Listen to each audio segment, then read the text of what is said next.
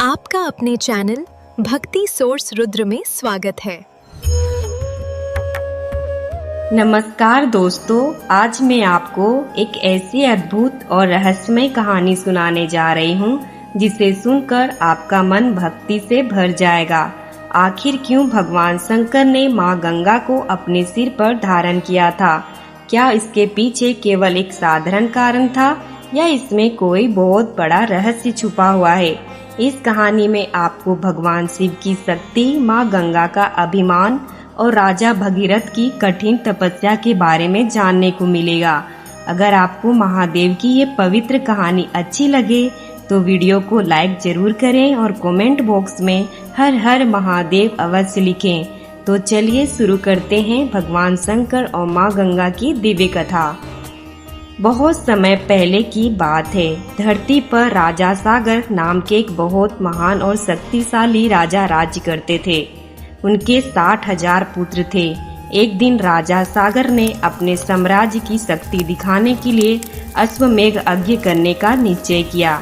यज्ञ का घोड़ा पूरे राज्य में घूम रहा था, लेकिन देवराज इंद्र को डर था कि अगर ये यज्ञ सफल हो गया तो राजा सागर की महिमा बहुत बढ़ जाएगी।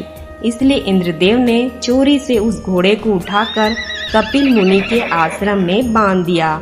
जब राजा सागर के पुत्र घोड़े को खोजते खोजते वहां पहुंचे तो उन्होंने बिना सोचे समझे कपिल मुनि पर चोरी का आरोप लगा दिया।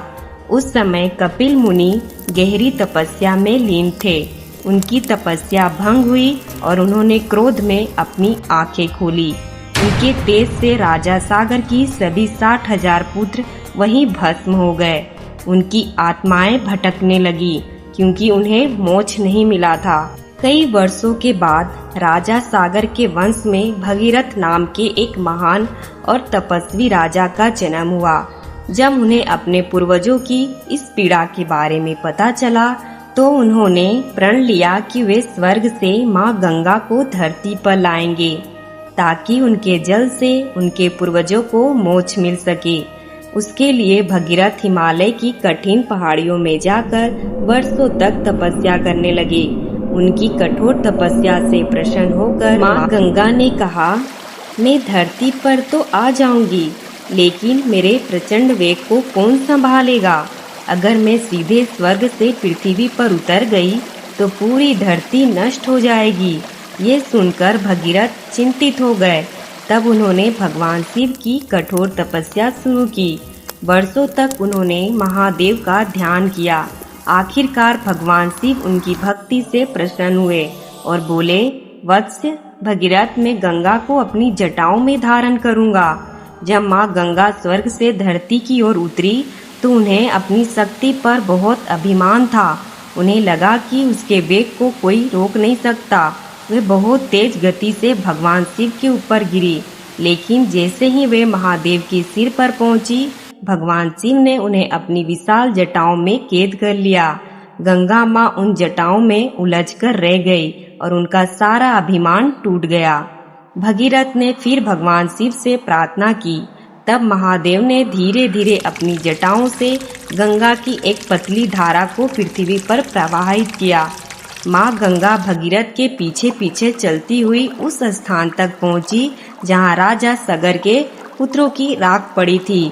जैसे ही गंगा जल ने उसकी राख को स्पर्श किया, उन सभी आत्माओं को मोक्ष प्राप्त हो गया। इसलिए भगवान शिव को गंगाधर कहा जाता है, अर्थात गंगा को धारण करने वाले। इस कहानी से हमें ये सीख मिलती है कि अहंकार कितना भी बड़ा क्यों न हो, भगवान के सामने टिक नहीं सकता। सच्ची भक्ति और तपस्या से असंभव कार्य भी संभव हो जाते हैं। भगवान शिव ने माँ गंगा को अपने सिर पर धारण करके पूरी पृथ्वी को विनाश से बचाया और संसार को विनम्रता का संदेश दिया। तो बोलिए हर हर महादेव।